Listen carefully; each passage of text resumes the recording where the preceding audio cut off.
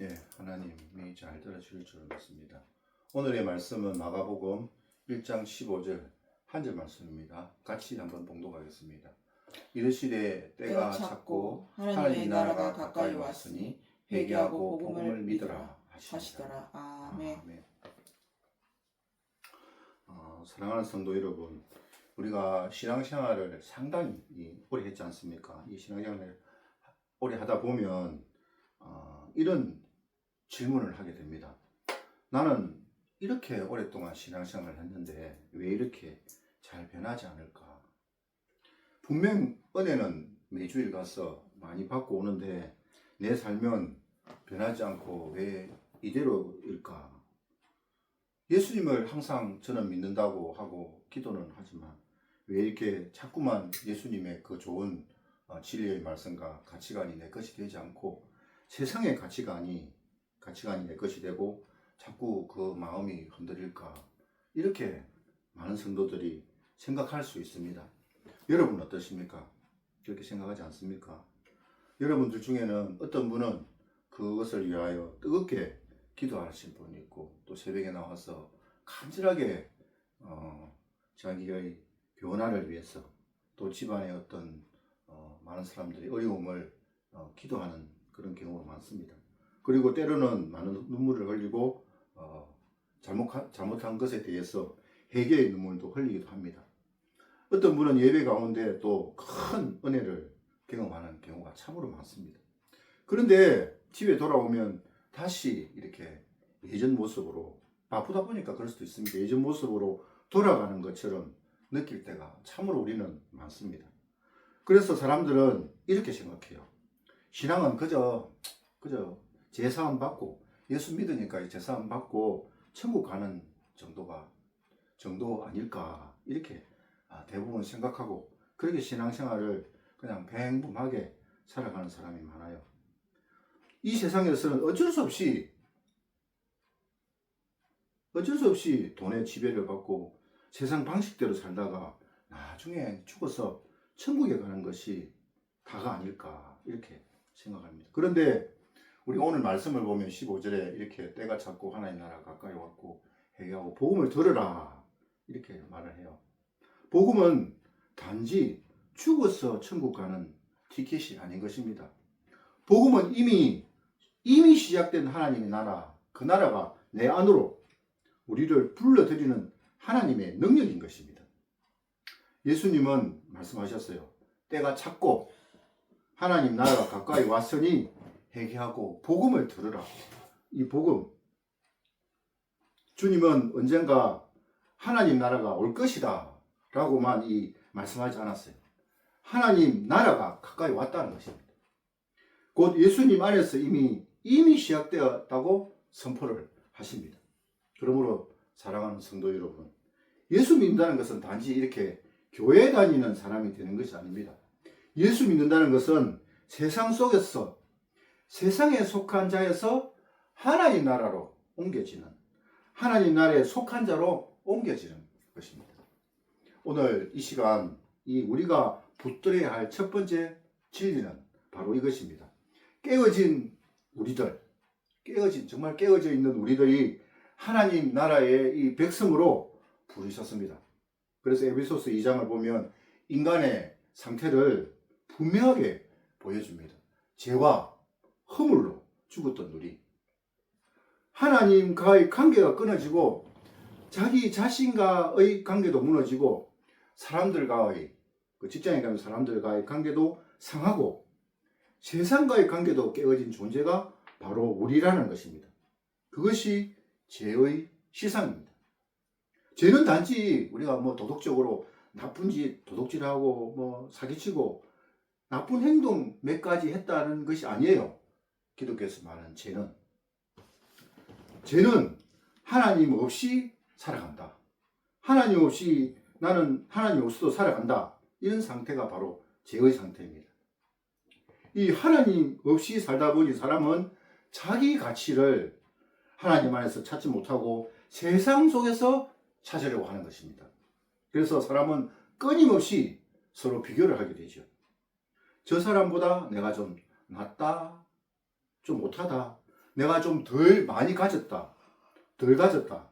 내가 저 사람으로부터 인정을 받는다. 내가 좀 저 사람한테 무시를 당한다. 그리고 성공을 했다. 뭐 실패했다. 이런 거. 그 결과를 가지고 말을 하는데 그 결과는 무엇입니까? 기쁨이 아니고 정말 피곤한 그런 피곤함입니다. 이 세상에서 벌어지는 모든 일은 정말 평안이 아니라 불안입니다. 감사가 아니라 열등감과 교만으로 가득 찼습니다. 그래서 하나님과의 관계가 깨어지면 자신과의 관계도 완전히 깨어지는 것입니다. 자신과의 관계가 깨어지면 사람들과의 관계도 쉽게 깨어져 버려요. 그리고 그 상한 사람들끼리 만나면 가정도 상하고 우리 공동체도 흔들리고 세상도 점점 어두워지는 것입니다. 그런데 성경은 거기서 끝나지 않아요. 에베소서 2장 4, 5절은 이렇게 말해요. 긍휼이 풍부하신 하나님이 우리를 사랑하신 그 큰 사랑으로 인하여 그리스도와 함께 살리셨고 하나님의 그 사랑으로 인하여 그리스도와 함께 우리를 살리셨답니다. 얼마나 놀라운 말씀입니까? 우리가 하나님을 먼저 찾은 것이 아닙니다. 우리가 자격을 갖추어서 하나님께 나아간 것도 아니에요. 우리가 괜찮은 사람이어서 하나님이 우리를 부르신 것도 아닙니다. 이 긍휼이 풍부하신 하나님이 우리를 사랑하신 그 큰 사랑 때문에 우리를 살리신 것입니다. 우리를 그리스도 안으로 불러오신 것입니다. 죄인인 우리가, 원래 죄인이었던 우리를 의인으로 불러주신 것입니다. 로마서에서 이신칭이라는 말을 잘 하시지 않습니까? 고와 같은 우리를 자녀로 불러주셨습니다. 정말 세상에서 방황하던 우리를 하나님 나라의 백성으로 삼아 주신 것입니다. 이것이 복음입니다. 여러분, 복음의 출발점은 내가 무엇을 했는가가 아닙니다. 그 출발점, 복음의 출발점은 하나님이 무엇을 하셨는가입니다. 내가 아직 정말 부족해도, 내가 아직 흔들리고 감정이 왔다 갔다 해도 하나님이 그리스도 안에서 나를 붙드셨다면 그것이 바로 예수님 안에서 진리인 것입니다. 신앙은 내가 느끼기 때문에 진리가 되는 것이 아닙니다. 하나님께서 행하셨기 때문에 진리가 되는 것입니다. 그러므로 여러분, 오늘 먼저 첫 번째로 기억하십시오. 나는 세상에 버려진 상태가 아닙니다. 내가 우연히 여기까지 온 그것이 아닙니다. 나는 비교 속에 가치가 정해지는 사람이 아닌 것이에요. 나는 예수 그리스도의 피값으로 사신 하나님의 사랑의 존재입니다. 세상은 우리에게 내 가치를 증명하라 그렇게 말을 해요. 그러나 이 복음은 분명히 말을 하죠. 너의 가치는 이미 그리스도 안에서 선언되었다. 이 세상은 더 가져야 가치 있다고 말합니다. 뭡니까? 돈과 물질 아닙니까? 돈을 많이 가져야 너에게 가치가 있다 이렇게 말을 해요. 그러나 복음은 아니에요. 너는 이미 하나님을 사랑받는 자녀다. 이 은혜를 아는 것이 신앙의 시작인 것입니다. 내가 하나님 나라의 백성이라는 사실, 이것이 모든 변화의 출발점입니다. 이 하나님의 나라에 속한 사람은 전혀 다른 삶으로 성장을 하게 됩니다. 그래서 두 번째는 하나님은 우리를 구원하신 후에 그냥 천국 갈 때까지 버티라고, 그냥 네 버티라 천국 갈 때까지 그렇게 말을 하지 않았어요. 많은 성도들이 신앙을 이렇게 생각하죠. 예수 믿고 구원받았다. 그런데 이 세상은 어차피 세상이다. 우리는 세상에 끌려 살다가 죽으면 천국 간다. 그냥 세상 흘러가는 대로 따라서 살다가 죽으면 천국 간다. 보통 사람들이 이렇게 다 생각을 하고 살지요. 그러나 어떻습니까? 성경은 전혀 그렇게 말하지 않습니다. 예수님은 이미 하나님 나라가 시작되었다고 하셨어요. 그래서 에베소서 4장 13절은 우리가 온전한 사람을 이루어 그리스도의 장성한 분량이 충만한 데까지 이르리니 라고 말씀하셨어요. 무슨 뜻입니까? 예수 믿는다는 것은 그저 제사함 받고 끝나는 것이 아니라 예수님을 닮아가는 성장의 길로 들어가는 것입니다.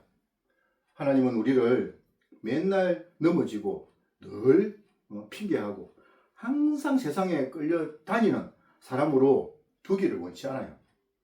우리를 회복시키고 자라게 하시고 성숙하게 하시고 마침내 그리스도의 장성한 분량까지 닮아가게 하는 것입니다. 그러므로 신앙의 목표는 단순히 오래 교회에 다닌 사람이 되는 것이 아닙니다. 신앙의 목표는 뭐냐? 예수님을 닮아가는 사람이 되는 것입니다. 그리스도를 본받아라고 하는 책이 있는데 그 책이 유명한 책입니다. 그 변화는 어디에서 옵니까? 첫째, 하나님의 관계에서 회복되는 것입니다. 하나님과의 관계를 돈독히 가져야 돼요. 이전에는 하나님이 정말 멀게 느껴졌습니다. 기도해도 정말 허공에 말하는 것 같았어요. 말씀을 읽어도 그저였습니다. 그런데 이 하나님의 나라의 백성이 되면 하나님이 내 아버지가 됩니다. 기도가 관계가 됩니다. 말씀이 살아있는 음성이 돼요. 그래서 둘째, 자신과의 관계가 먼저 회복이 됩니다. 예전에는 비교 속에서, 남하고 내가 비교를 하잖아요. 그런 속에서 살아왔다면 살다가 그 사람과 비교하면서 내 자신을 보는 겁니다. 그러나 이제는 하나님의 사랑 안에서 나를 보게 되는 것입니다. 나는 안 돼! 그래서 하나님이 나를 붙드신다로 바뀌는 것입니다. 이것이.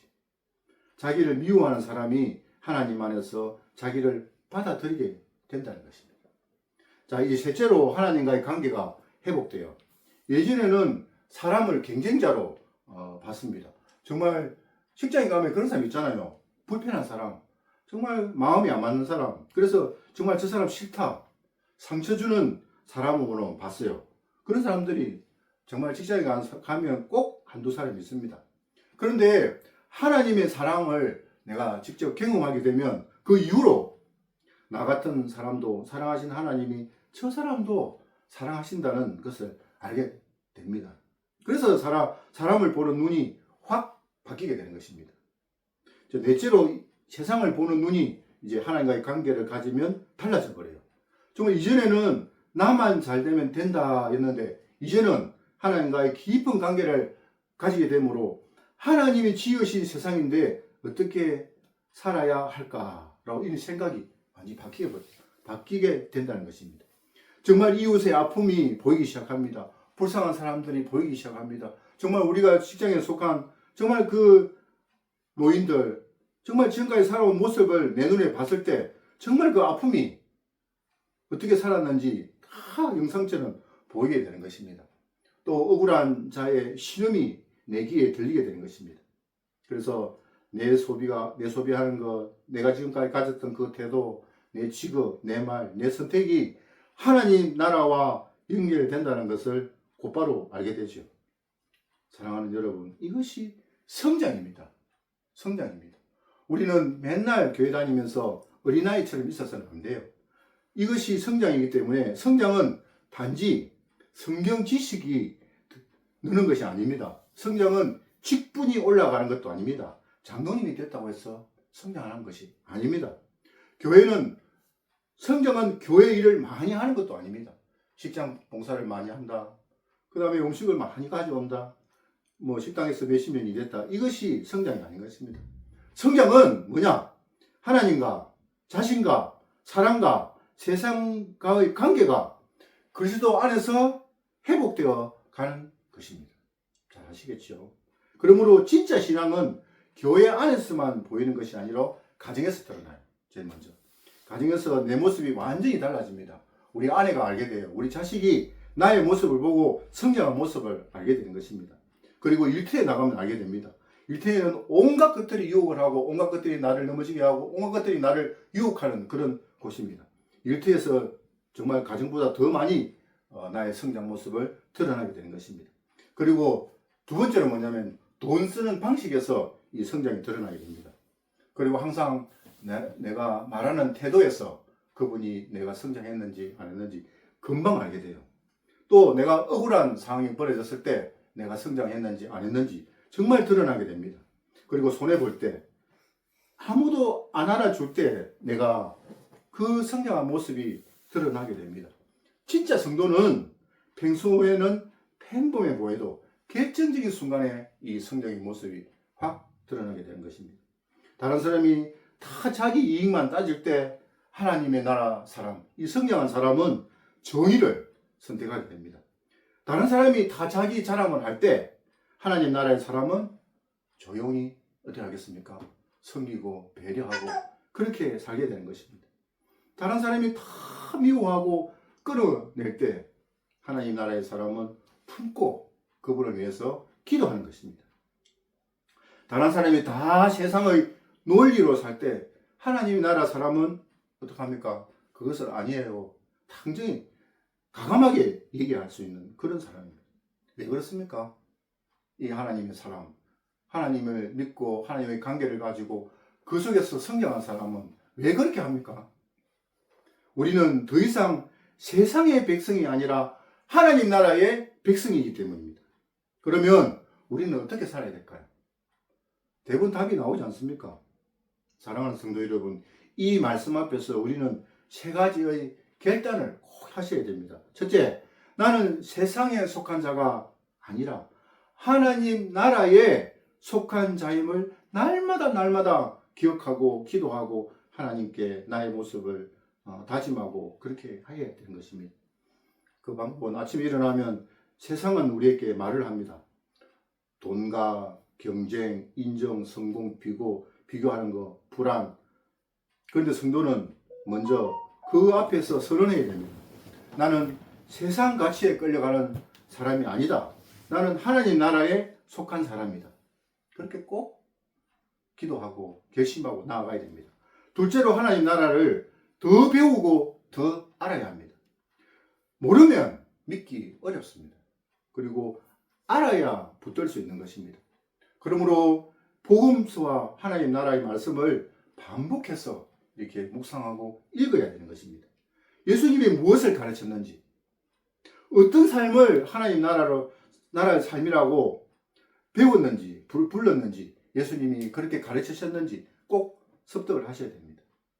세 번째로 하나님 나라를 내 삶의 자리에서 살아내야 됩니다. 지식으로만 알고 있으면 절대로 안 돼요. 살아내야 됩니다. 이 목사님만 하나님 나라를 사는 것이 아니에요. 그리고 장로, 권사님, 그리고 교회 봉사자만 사는 것이 아닙니다. 가정주부도 그렇게 살아야 되고, 직장인도 그렇게 살아야 되고, 자영업도 하는 사람, 농사 짓는 분들, 학생, 하나님 나라를 살아낼 수가 있습니다. 가정에서 어떻게 합니까? 우리가 다정함으로, 또 직장에서 정직함으로, 사업장에서 공의로, 이웃에게 친절함으로, 약한 자를 품는 마음으로 하나님 나라의 정인이 될 수 있습니다. 이 작은 것 같지는 아닙니다. 그 한 사람의 삶을 통해서 하나님이 정말 살아계시는구나. 내 삶을 통해서 상대방이 하나님이 정말 저분을 통해서 보니까 하나님이 있는 것 같아. 살아있는 것 같아. 그것을 그 사람들이 보고 세상이 나를 보고 하나님이 드러나는 것입니다. 자, 이제 결론의 말씀입니다. 사랑하는 성도 여러분, 우리는 그냥 교회 다니는 사람이 절대로 아닙니다. 우리는 그냥 종교 생활하는 사람이 아니에요. 우리는 예수 그리스도로 말미암아 이미 시작된 하나님 나라에 속한 사람들입니다. 그러므로 더 이상 세상에 끌려가지 마십시오. 눌려서 살지 마십시오. 눈먼자가 되지 마십시오. 서로 그러고 비교하지 마십시오. 저분이 내보다 돈이 많을 수도 있고 저분이 내보다 잘날 수 있습니다. 절대로 비교하지 마십시오. 우리는 가치로 따지면 하나님 나라가 훨씬 돈 많은 사람보다 더 가치가 있는 그런 사람입니다. 사람의 평가에 무너지지 마십시오. 우리가 조금 세상적으로 부족해도 우리는 평가로 따지면 하나님 나라가 훨씬 더 유능하고 더 좋은 것입니다. 세상 가치에 무릎 꿇지 마십시오. 우리는 그 나라에, 하나님 나라에 속한 사람이기 때문입니다. 자, 이 땅을 밟고 살아가지만 하나님 나라 백성입니다. 우리는 그 나라의 증인들입니다. 그래서 전혀 다른 삶을 살아가야 하는 것입니다. 혹시 오늘 이 말씀 앞에서 나는 아직도 너무 세상적이라고 생각하는 분, 나는 아직도 많이 흔들린다, 나는 아직 멀었다, 그렇게 느끼는 분이 분명히 계실 줄로 믿습니다. 괜찮아요. 중요한 것은 뭐냐? 완성된 사람이 되는 것이 아니라 그 나라를 향해 달려가는 그 방향을 돌리는, 세상에 있었다면 하나님 나라의 사람이 되겠다고 방향을 돌리는 것이 중요한 것입니다. 좀 부족한 것이 중요한 것이 아니라 이 상황에서 하나님 나라, 세상에서 하나님 나라로 이렇게 방향을 돌리는 것이 중요한 것입니다. 중요한 것은 완벽함이 아니라 하나님 나라를 향해 걸어가는 시작점이란 것입니다. 주님은 우리를 부르실 때 너 혼자 잘해보라 이렇게 말씀하지 않았어요. 성령을 주시고 말씀을 주시고 교회를 주시고 또 은혜를 주셔가지고 우리를 자라게 하십니다. 그러므로 오늘 우리의 고백은 이것이 되어야 됩니다. 주님, 저는 세상에 속한 자가 아니라 하나님 나라의 백성입니다. 이제는 세상에 무릎 꿇지 않고 하나님 나라를 위해 살아가게 하여 주시옵소서. 이렇게 기도하시는 모든 성도님들 되시기 바랍니다. 아멘. 하나님과의 관계를 회복하고 계시고 나 자신과의 관계를 회복하게 하시고 사람과의 관계를 회복하게 하시고 이 세상 속에서 하나님 나라의 증인으로 살게 하여 주시옵소서. 예수님을 닮아가게 하옵소서. 자, 사랑하는 성도 여러분, 하나님은 우리를 그럭저럭 이렇게 뭐 그냥 평범하게 살게 하시려고 부르는 것이 아니라 이 세상 가운데 하나님 나라를 드러내는 사람으로 부르셨던 것입니다. 그 은혜가 우리 모두에게 있기를 주님의 이름으로 축원드립니다. 아멘.